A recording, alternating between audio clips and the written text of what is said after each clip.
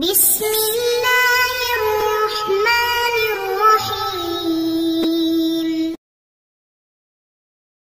السلام علیکم ورحمۃ اللہ وبرکاتہ۔ امید ہے کہ آپ سب ایمان، صحت، عافیت اور برکت کے ساتھ ہوں گے۔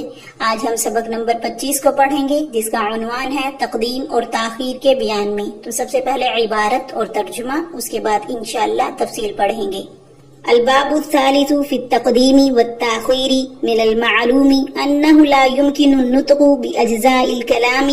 دفعة واحدة، بل لا بد من تقديم بعض الأجزاء وتأخير البعض، وليس شيء منها في نفسه أولى بالتقدم من الآخر لاشتراك جميع الألفاظ من حيث هي الألفاظ في درجة الاعتبار، فلا بد من تقديم هذا على ذاك من داع يؤجبه، فمن الدواعي التشويق إلى المتأخر إذا كان المتقدم مشعرا بغرابة النحو والذي هارت البرية فيه حيوان مستحدث من جماد، وتعجيل المسرة أو المساءة نحو العفو عنك صدر به الأمر أو القصاص حكم به القاضي، وكون المتقدم محط الإنكار والتعجب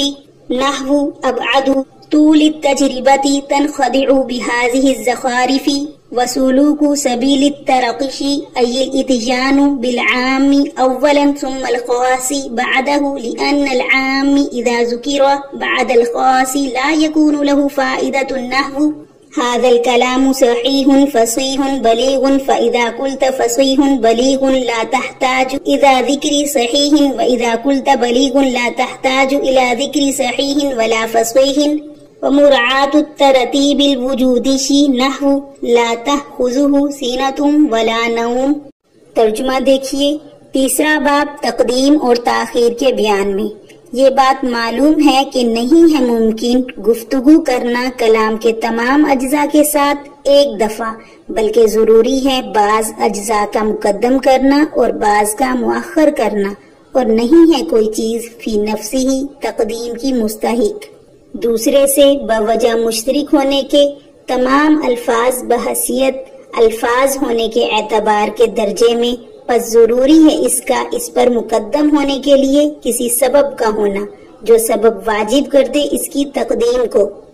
پس اسباب تقدیم یہ ہیں: بعض والے کی طرف شوق دلانا، جبکہ پہلے والا کسی حیرت انگیز چیز کی خبر دیتا ہو، جیسے وہ چیز جس میں مخلوق حیران ہے، وہ حیوان ہے جو بے جان سے پیدا کیا گیا ہے۔ خوشی یا تکلیف کو جلد بیان کرنے کے لیے، جیسے تیری معافی کا حکم صادر ہو گیا یا قاضی نے قصاص کا حکم دے دیا۔ اور مقدم چیز کا انکار اور تعجب کے موقع پر ہونا، جیسے کیا طویل تجربے کے بعد بھی تم ان بناوٹی چیزوں سے دھوکہ کھا جاتے ہو۔ اور ترقی کا راستہ چلنا، یعنی پہلے عام کو لانا پھر اس کے بعد خاص کو لانا، اس لیے کہ عام جب ذکر کیا جاتا ہے خاص کے بعد تو اس سے فائدہ نہیں ہوگا عام کا، جیسے یہ کلام صحیح ہے، فصیح ہے، بلیغ ہے۔ جب کہا تو نے فصیح بلیغ تو صحیح کے ذکر کرنے کی ضرورت نہیں رہی، اور جب تو نے بلیغ کہا تو نہیں ضرورت رہے گی صحیح کے ذکر کرنے کی اور نہ فصیح کے ذکر کرنے کی۔ اور ترتیب وجودی کی رعایت کرنا، جیسے نہیں پکڑتی اس کو اونگ اور نہ نیند۔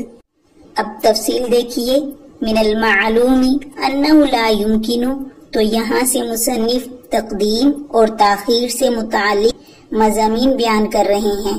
کہ عبارت میں جو کچھ بیان ہوا اس کا مطلب یہ ہے کہ انسان جب بھی کوئی بات کہتا ہے یا کوئی مضمون بیان کرنا چاہتا ہے تو اس مضمون کے تمام الفاظ کو ایک ساتھ بیان نہیں کر سکتا، بلکہ لامحالہ اسے بعض الفاظ کو مقدم اور بعض کو مؤخر کرنا پڑتا ہے۔ مگر سوال یہ ہے کہ کن الفاظ کو مقدم اور کن کو مؤخر کیا جائے۔ ظاہر ہے الفاظ بحیثیت الفاظ بالکل برابر ہیں، یعنی یہ کہ اگر الفاظ میں ان معنی کو پیش نظر نہ رکھا جائے جو صدارت کلام کو چاہتے ہیں تو تمام الفاظ درجہ اعتبار میں یکساں ہیں۔ اس لیے بعض اجزاء کو دوسرے بعض اجزاء پر مقدم کرنے کے لیے کسی سبب کا ہونا ضروری ہے۔ کیونکہ اگر بغیر سبب کے بعض کو مقدم اور بعض کو مؤخر کیا جائے تو ایسی صورت میں ترجیح بلا مرجع لازم آئے گا اور یہ جائز نہیں ہے۔ آگے پھر فرمایا فَمِنَ الدَّوَاعِي، تو یہاں سے مصنف تقدیم اور تاخیر کے اسباب بیان فرما رہے ہیں کہ تقدیم اور تاخیر کے کل 9 اسباب ہیں۔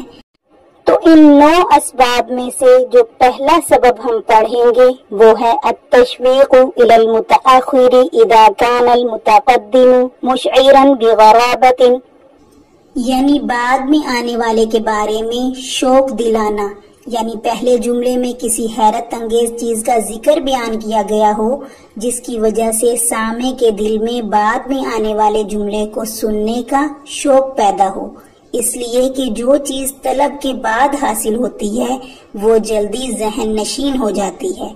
تو اس خبر کا شوق دلانے کے لیے اس حیرت انگیز چیز کو مقدم کریں گے، جیسے والذی حارت البریۃ فیہ حیوان محدث من جماد، تو اس شعر میں پہلا مصرع سنتے ہی مخاطب کے دل میں شوق پیدا ہوا کہ آخر وہ کون سی چیز ہے جس کے بارے میں مخلوق حیران ہے، اس لیے اس جملے کو مقدم کیا، یعنی والذی حارت البریۃ فیہ کو، کیونکہ یہ مبتدا ہے اور مسند الیہ ہے، اور اس کو مقدم کرنے کی وجہ یہ ہے کہ یہ مبتدا خبر کی شوق دلا رہا ہے اور وہ خبر ہے حیوان مستحدث، اس لیے اس کو مؤخر کیا۔ اب یہاں پر حیوان مستحدث سے کیا مراد ہے؟ تو حیوان مستحدث کی تفسیر بعض حضرات نے حضرت آدم علیہ السلام سے کی ہے اور بعض نے حضرت صالح علیہ السلام کی اونٹنی سے کی ہے، جبکہ بعض حضرات کا کہنا ہے کہ اس سے مراد حضرت موسیٰ علیہ السلام کا اژدہا ہے، اور کچھ حضرات کا تو یہ خیال ہے کہ اس سے مراد وہ جسم ہے جو فنا کے بعد قیامت کے دن دوبارہ زندہ کیا جائے گا، واللہ عالم۔ اور دوسرا سبب ہے وتعجیل المسرۃ او المساءۃ، یعنی خوشی یا رنج کو جلد بیان کرنے کے لیے مقدم اور مؤخر کرنا، یعنی اگر خوشی کی خبر کو جلد بیان کرنا ہو تو خوشی کے الفاظ کو مقدم کرنا، اگر غم والی خبر کو بیان کرنا ہو تو پھر رنج کے الفاظ یا غم کے الفاظ کو مقدم کیا جائے گا، جیسے کہ العفو عنک صدر بہ الامر، تیری معافی کا حکم صادر ہو گیا ہے۔ تو اس مثال میں چونکہ خوشی کو جلد بیان کرنا تھا اس لیے العفو عنک کو مقدم کیا گیا تاکہ اس شخص کو جلد خوش کیا جائے جو اپنے بارے میں کسی فیصلے کا منتظر ہے، اور اس کے خلاف اگر خبر دینے والا شخص مبادیات میں لگ جاتا اور یوں کہتا کہ آج جو آپ کے مقدمے کا فیصلہ ہونا تھا اس کے لیے جج صاحب کمرہ عدالت میں تشریف لائے، مجمع بے انتہا تھا، ہر ایک کی نظر جج کے فیصلے پر تھی، بلا آخر مجمع عام کے درمیان جج نے آپ کی معافی کا اعلان سنایا یا آپ کی معافی کا فیصلہ سنایا، تو اس صورت میں بھی خوشی ہی کی خبر ہوتی مگر شدید انتظار کے بعد، جبکہ مبادیات سے اسے کوئی سروکار ہے ہی نہیں۔ اسی طرح رنجیدہ خبر کے الفاظ کو مقدم کرنا تعجیل مساءت میں، جیسے القصاص حکم بہ القاضی، تو اس مثال میں لفظ قصاص کو مقدم کیا گیا ہے تاکہ اس لفظ کو سنتے ہی مجرم کو تکلیف پہنچے، اور یہ صورت عموماً ایسے موقع پر ہوتی ہے جبکہ مخبر مجرم کا بدخواہ ہو، کیونکہ مخبر اس طرح کے الفاظ کو مقدم کر کے اپنے دل کی بھڑاس نکالتا ہے۔ اور تیسرا سبب ہے وقون المتقدم محق الانکار، یعنی پہلے والے لفظ کا محل انکار اور تعجب ہونا، یعنی جس لفظ کو پہلے بیان کیا گیا ہے اس سے انکار اور تعجب ہو، جیسے ابعد طول التجربۃ تنخدع بهذه الزخارف، تو اس مثال میں ابعد طول التجربۃ کو مقدم کر کے اظہار تعجب کیا جا رہا ہے کہ تعجب ہے تمہارے اوپر، تم اتنے ہوشیار اور ذہین ہو اور طویل تجربہ بھی رکھتے ہو، پھر کیسے اس ظاہری چمک دھمک سے دھوکہ کھا گئے؟ اور چوتھا سبب ہے وسلوک سبیل الترقی، یعنی ترقی کے راستے پر چلنا،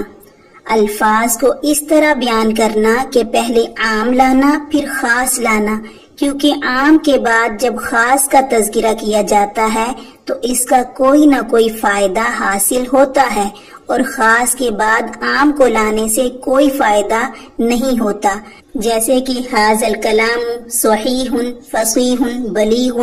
تو اس مثال میں لفظ صحیح عام ہے جو فصیح اور بلیغ دونوں کو شامل ہے۔ اسی طریقے پر لفظ فصیح بلیغ کے مقابلے میں عام ہے، اور یہاں صحیح کا تقدم اور فصیح اور بلیغ کا تأخر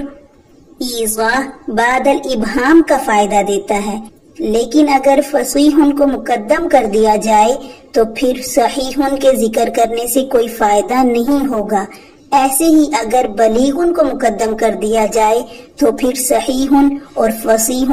دونوں کے ذکر کرنے کی کوئی ضرورت نہیں رہے گی اور نہ ہی ان کا کوئی فائدہ ہوگا۔ اور پانچواں سبب ہے وَمُرَاعَةُ التَّرْتِیبِ الْوُجُودِی، یعنی ترتیب وجودی کی رعایت کے لیے تقدیم اور تاخیر کرنا، یعنی موجود ہونے کی ترتیب کا لحاظ رکھنا، اس لیے کہ وجود میں جو چیز مقدم ہوتی ہے اسے لفظ میں بھی مقدم کرتے ہیں تاکہ وجود خارجی اور وجود لفظی میں مطابقت ہو جائے، جیسے لا تاخذہ سینۃ ولا نوم، نہ تو اسے اونگ آتی ہے اور نہ نیند، تو اس مثال میں ترتیب وجودی ہے کیونکہ وجود کے اعتبار سے اونگ پہلے ہے اور نیند بعد میں ہے، اس لیے سیناتن کو نوم پر مقدم کیا تاکہ اس بات کا لحاظ رہے کہ جو چیز پہلے ہوتی ہے اس کو پہلے ذکر کیا جائے اور جو چیز بعد میں ہوتی ہے اس کو بعد میں ذکر کیا جائے۔ آج کے لیکچر تقدیم اور تاخیر کے 9 اسباب میں سے 5 کو ہم نے تفصیل سے پڑھا، باقی 4 کو انشاءاللہ کل کے لیکچر میں پڑھیں گے۔ جزاکم اللہ خیرہ۔